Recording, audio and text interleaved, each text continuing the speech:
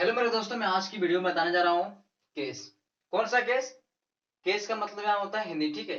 क्या होता है? हिंदी मामला होता है। तो हम लोग को वो केस नहीं पढ़ना जो हम लोग कोर्ट कचहरी में लड़ते हैं, जो कानून कार्रवाई वाला जो केस होता है। किसी झगड़ा कर लिए, कोई केस जाकर थाना में केस रिपोर्ट कर दिया, वो वाला यहाँ पे केस नहीं पढ़ना है। यहाँ पे इंग्लिश ग्रामर का केस पढ़ना है। क्या पढ़ना है? इंग्लिश ग्रामर का केस पढ़ना है, ठीक है। उसको हम लोग हिंदी में क्या बोलते हैं? केस को मामला बोलते हैं। तो वहां पे भी मामला होता है, मगर वहां पे कानूनी कार्रवाई किया जाता है उस पे। यहाँ पे वो कानूनी कार्रवाई नहीं, यहाँ पे इंग्लिश ग्रामर में लोग केस पढ़ते हैं। तो इस केस को हम लोग आज पढ़ेंगे। तो केस क्या होता है उसको हम लोग डेफिनेशन जानेंगे, केस किसे बोलते हैं और इंग्लिश ग्रामर में केस का रूल क्या हुआ, यानी कि इसका महत्व क्या है, इसका रूल क्या है, इसका डिफिनेशन क्या बोल रहा है। तो हम लोग को पहले जाना कि केस किसे कहते हैं। केस किसे कहते हैं, इसका मतलब हिंदी क्या होता है? मामला होता है। क्या होता है? मामला होता है। हम लोग को जाना कि केस किसे कहते हैं। इंग्लिश ग्रामर में पढ़ रहे हैं तो केस किसे कहते हैं। तो केस किसे कहते हैं उससे पहले हम लोग को जानना है कि केस कितने प्रकार के होते हैं। केस हम लोग केस केस किसे कहते हैं, यानी कि मामला किसे कहते हैं, उसको जानने से पहले, केस को जानने से पहले हम लोग को जानना कि केस कितने प्रकार के होते हैं। क्योंकि जब हम नीचे आऊंगा, जब हम नीचे यहाँ पे बताऊंगा, तब जाकर आपको केस समझ में आ गया कि केस किसे बोलते हैं, कि केस किसे बोलते हैं, ठीक है। तो उसके पहले हम लोग क्या जानना है कि केस कितने प्रकार के होते हैं। How many types of case, कि how many types of case, यानी कि केस कितने प्रकार के होते हैं। They are three types of case. Case जो कितने प्रकार के? तीन प्रकार के। कितने? तीन प्रकार के, थ्री टाइप्स। यानी कि केस के मुख्यतः तीन भेद होते हैं। कितना प्रकार के होता है? तीन भेद का होता है। यानी कि हम लोग बोल सकते हैं निम्नलिखित प्रकार के होते हैं। जो तीन तरह के है वो निम्न है। कितने? निम्न तरह के, यानी कि वो कितने प्रकार के? तीन तरह के। केस के मुख्यतः तीन भेद है। कितने? तीन प्रकार के। तो पहला क्या है? Nominative case. क्या है? नॉमिनेटिव केस, जिसको हम लोग हिंदी में बोल सकते हैं कर्ता कारक मामले। क्या बोल सकते हैं? कर्ता कारक मामले। तो हम लोग को इस इंग्लिश ग्रामर में हम लोग को जो कर्ता कारक मामले है उसको हम लोग हिंदी में याद नहीं रखना है। हिंदी में जितना याद रखोगे उतना कंफ्यूज हो जाओगे, ठीक है। इसलिए हम लोग क्या है कि नॉमिनेटिव केस याद रखना है। क्या रखना? नॉमिनेटिव केस याद रखना, यानी कि इंग्लिश में ज्यादा ध्यान देना है। Nominative case. दूसरा क्या है? Possessive case. दूसरा क्या है? पोसेसिव केस, जिसको हम लोग बोल सकते हैं अधिकारक, अधिकार से रिलेटेड हो, संबंध से हो, यानी कि संबंधों का मुद्दा हो।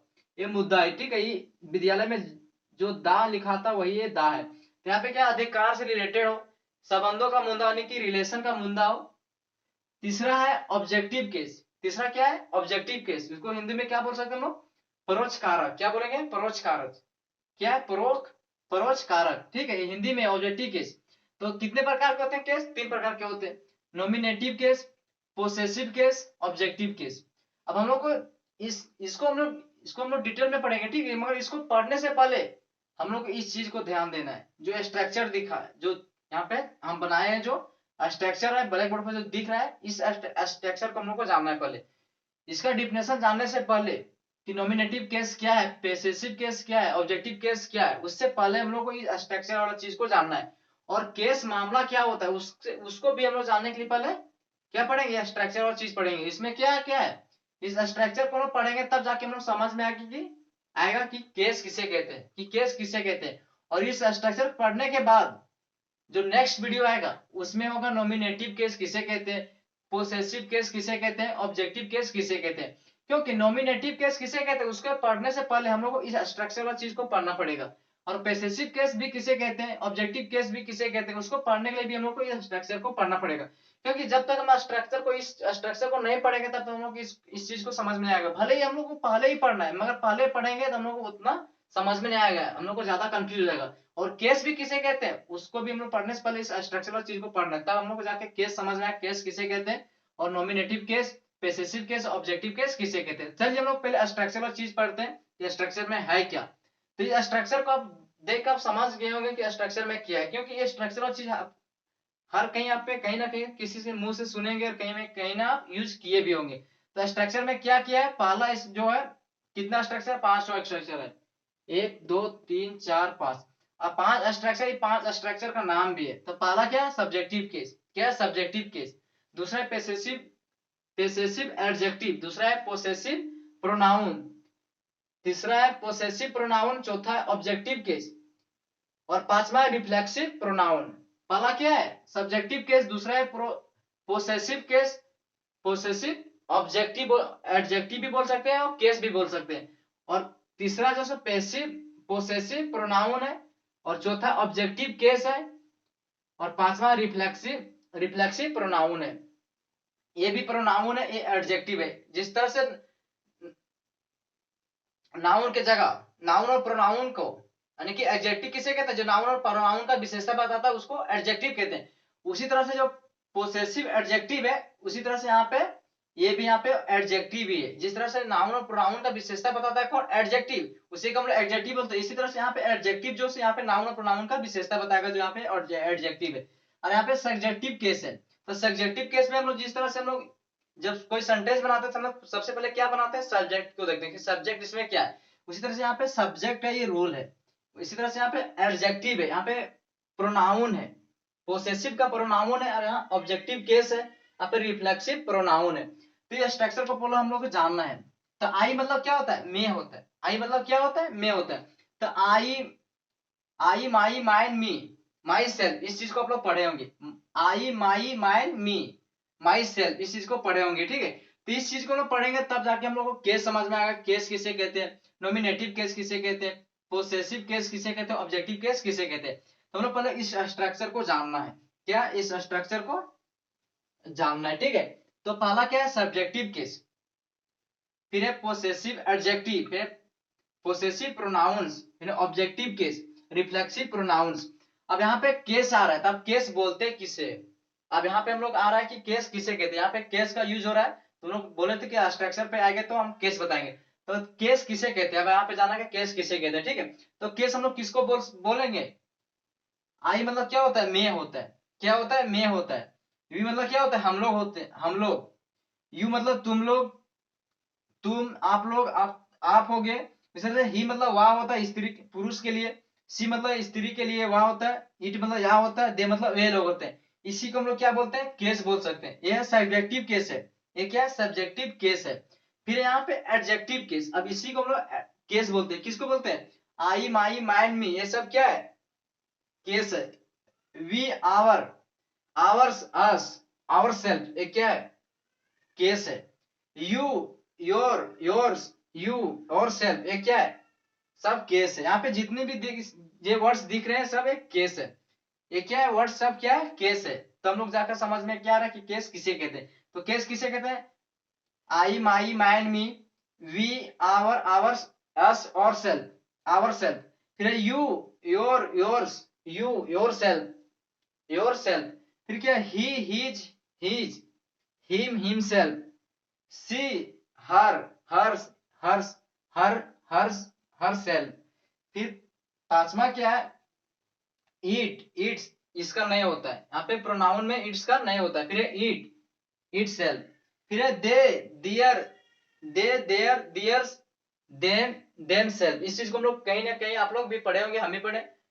तो हम लोग को इसका हिंदी भी जानना है और इंग्लिश भी जानना है कि इसका यूज कहाँ पे होता है। तो यूज हम लोग इसको, इस स्ट्रक्चर को याद करके, और जो नेक्स्ट वीडियो होगा उसमें हम लोग को जानेंगे कि इसका यूज कहाँ पे होता है, कि इसका यूज कहाँ पे होता है। मगर हम लोग सबसे पहले स्ट्रक्चर को याद रखना पड़ेगा, ये स्ट्रक्चर को याद रखना पड़ेगा। स्ट्रक्चर का हिंदी भी लिखा दिए और इंग्लिश भी हम वर्ड लिखा दिए, ठीक है।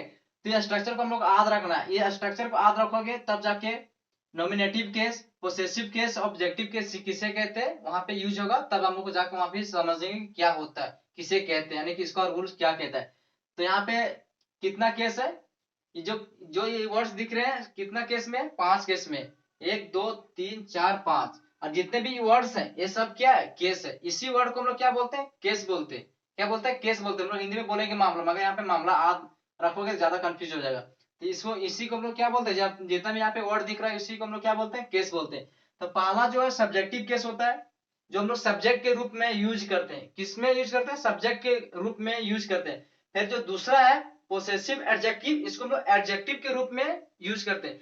जब नाउन और प्रोनाउन का विशेषता बताता है कौन, एडजेक्टिव, तो वहां पे दूसरा एडजेक्टिव होता है। और यहाँ पे अलग टाइप का एडजेक्टिव है, जो क्या है, केस के एडजेक्टिव है। किसका, केस का एडजेक्टिव है। फिर यहाँ पे प्रोनाउंस है, पोसेसिव प्रोनाउंस है, ये किसका है, ये भी केस का प्रोनाउन है।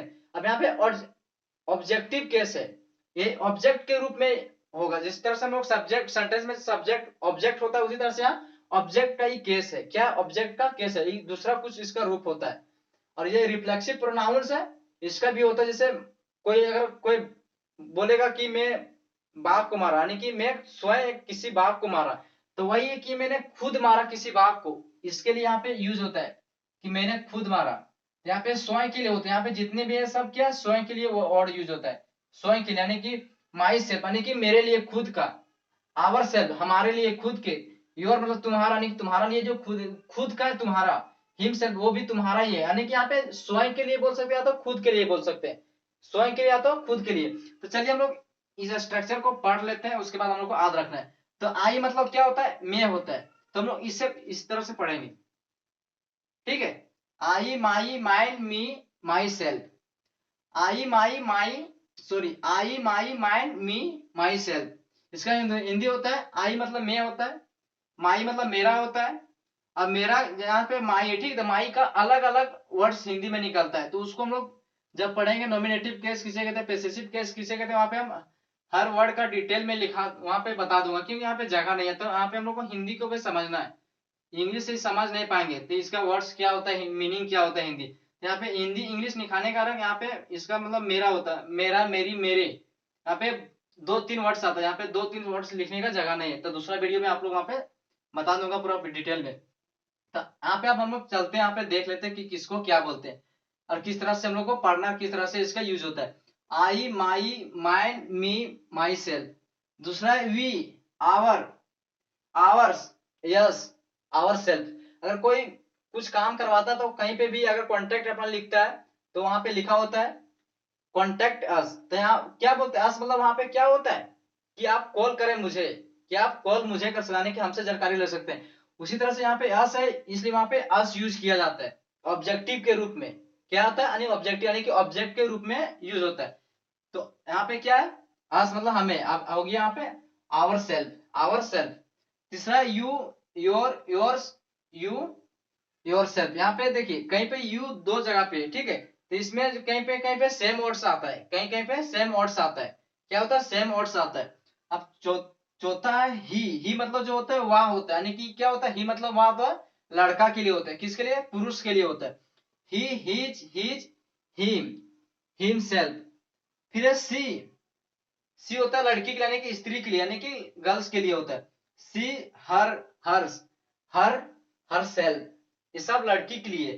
फिर है ईट, ये मतलब यहाँ होता है ईट, ईट्स, यहाँ पे इसका प्रोनाउन जो पैसिव प्रोनाउंस नहीं होता, फिर होता है ऑब्जेक्टिव केस इट्स ही होता है। फिर है इट सेल्फ, जो रिफ्लेक्सिव प्रोनाउन है उसमें भी होता है इट सेल्फ होता है, इसमें यानी कि पोसेसिव प्रोनाउंस में कुछ नहीं होता इट्स का। फिर सात छठा है, एक दो तीन चार पांच छह सात, सातवां है वे लोग, यानी कि दे मतलब क्या था वे लोग, दे, दियर, दियर्स, देम सेल्फ, दे, दियर, दियर्स, देम सेल्फ और देम होता है, ठीक है, यानी कि जितने भी वर्ड्स दिख रहे हैं इसको हम लोग को याद रखना है। ये जो होता है हमेशा यूज होते हैं, जैसे बोलते हैं वह मेरा भाई है, वह मेरा भाई है, तो क्या बोलते हैं हम लोग, ही इज माई ब्रदर, तो वहां पे क्या यूज करते हैं हम लोग, माई का यूज करते हैं। अब यहाँ पे मेरा है, ठीक है, यानी कि माइन है, उसी तरह से यहाँ पे हर चीज का यूज होगा जितना भी हम लोग पढ़ते हैं।